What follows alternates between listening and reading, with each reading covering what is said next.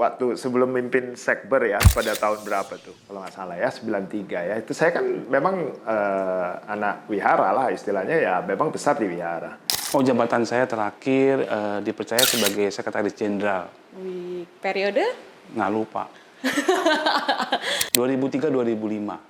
Jadi anggota Dewan Pengawas, kemudian satu lagi di WBI nih. Jadi saya sudah masuk ke WBI gitu ya, menunggu teman-teman yang lain untuk masuk juga. Berawal dari wihara, mereka mulai mengenal Sekber PMVBI di usia yang sangat muda.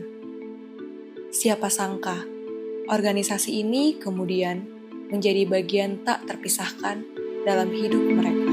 Aktif dalam kegiatan wihara selain sekolah, ya bantu-bantu, terus diajak untuk membina sekolah minggu.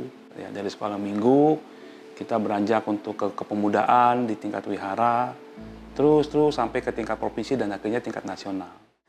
Pertama kali kenal di Sekber PMVBI itu lagi saya umur 14 tahun, kelas 2 SMP.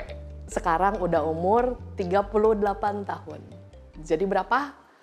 24 tahun, lebih, setengahnya lebih. Udah kenal Sekber. Belasan bahkan puluhan tahun berlalu, mereka tetap konsisten berkiprah dalam lingkungan Budayana, sembari terus mengasihi dan menjaga organisasi kita, Sekber PMVBI. Jangan sotoy lah kalau saya sih. Termasuk kalian yang anggota Sekber. Nggak usah sotoy-sotoy banget, sok tahu banget gitu. Bahwa kalian udah pinter banget, ngerti banget apa yang terjadi. Sudah punya solusinya. Humble yourself, turun. Lihat apa yang terjadi. Ini saya ngomong apa adanya. Saya nggak ngomelin kalian, saya cuma khawatir kalau kalian tuh nggak ngerti apa yang terjadi di sana dan kalian ngasih obat yang salah. Membuat kita bertanya-tanya, apa yang sebenarnya menjadi motivasi mereka tetap kuat dan konsisten sebagai aktivis dalam komunitas ini. Pernah capek nggak? Pasti. Pernah nangis nggak? Banyak, sering. Pengen keluar nggak rasanya? Pengen menghilang nggak?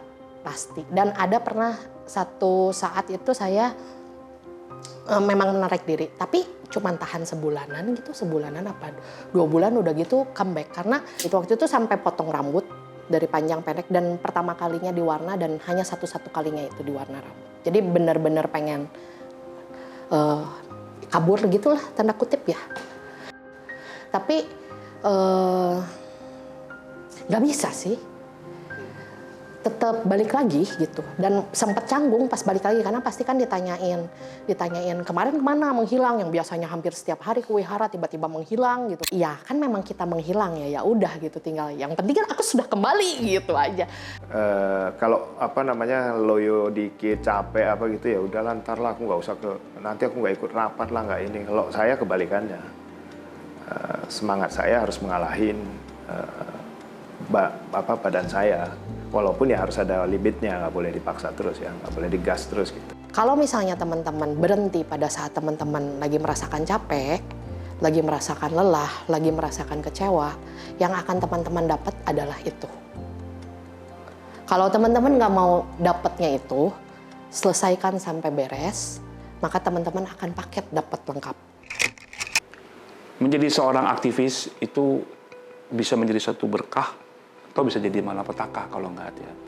Berkahnya begini, saat kamu melakukan sesuatu pelayanan kepada banyak pihak, kalau kamu nggak bawa-bawa diri kamu sebagai orang yang nih gue bantu, gue apa ya, itu menjadi satu timunan kebajikan yang luar biasa ya, karena nggak bawa-bawa kamu terlalu banyak, dan itu secara perlahan sebenarnya bisa mengkikis kamunya gitu loh. Jadi nanti kamu bisa lakukan spontanitas, melakukan ini tanpa harus ada sayanya ya, secara besar gitu ya. Nah cilakanya kalau kita nggak hati-hati menjadi aktivis, itu malah memperbesar sesuatu sayanya, itu malah membuat kita makin terpuruk.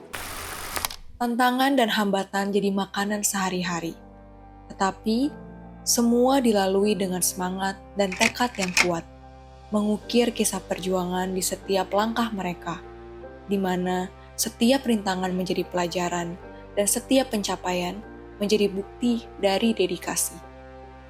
Sama ketika saya di Sekber keliling ke Sumatera, kemana-mana itu,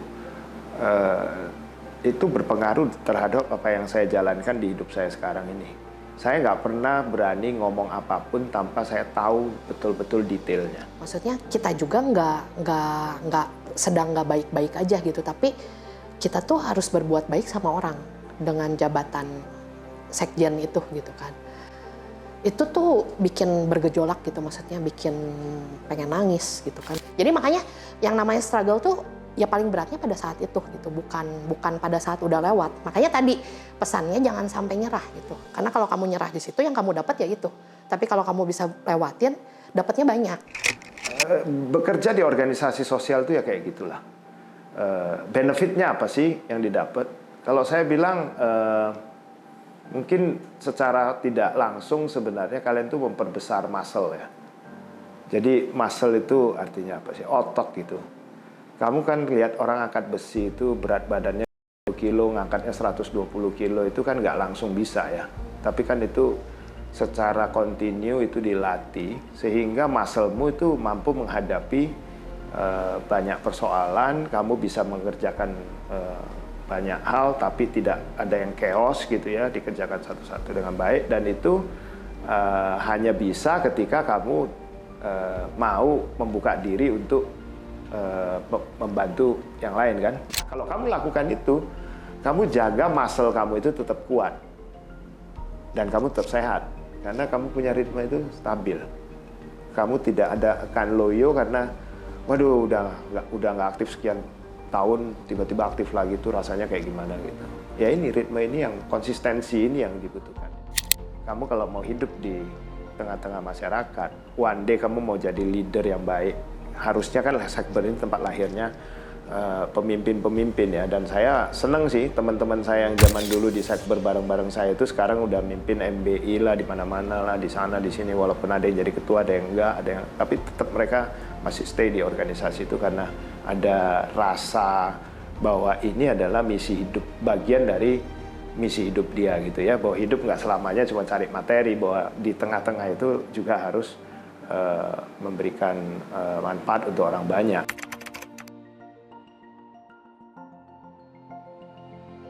Do your best now. Lu akan nyesel kalau lu dikasih waktu untuk melakukan kebajikan, tapi lu nggak melakukan itu. Nggak perlu lu tanya kapan kebajikan yang lu tanam itu berbuah, karena itu nggak penting. Nah, lama-kelamaan itu jadi DNA.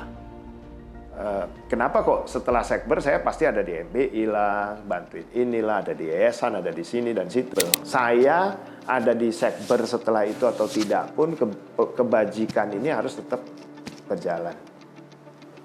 Ya Sekber PMVBI Budayana gitu ya, itu adalah satu tempat yang ngasih kesempatan di situ gitu. Buat kita tuh belajar, praktekin, kontribusi, merenung lagi, ini lagi gitu ya. Tadi nggak semuanya lancar, nggak semuanya indah, tapi justru saat-saat itu tuh memberikan kesempatan untuk kita gini loh, gini loh. Apapun yang ada di sini lainlah seperti saudara, seperti keluarga, dengan cara kita masing-masing. Yang penting jangan rugikan ya. Kalau ada manfaat kita berikan. Gitu. Kalau buat saya itu landasan yang paling penting. Banyak orang yang selalu pengen mengulang sejarah dengan mengcopy paste sejarah. Nggak bisa. Sejarah itu tempat kita belajar wisdom. Jangan melakukan kesalahan yang sama. Kangen gak sih? Kangen. Memang kadang-kadang masih sering nyanyi kok. Mas Sekber masih hafal kok. Terakhir pakai rompi kapan sih? Kapan ya?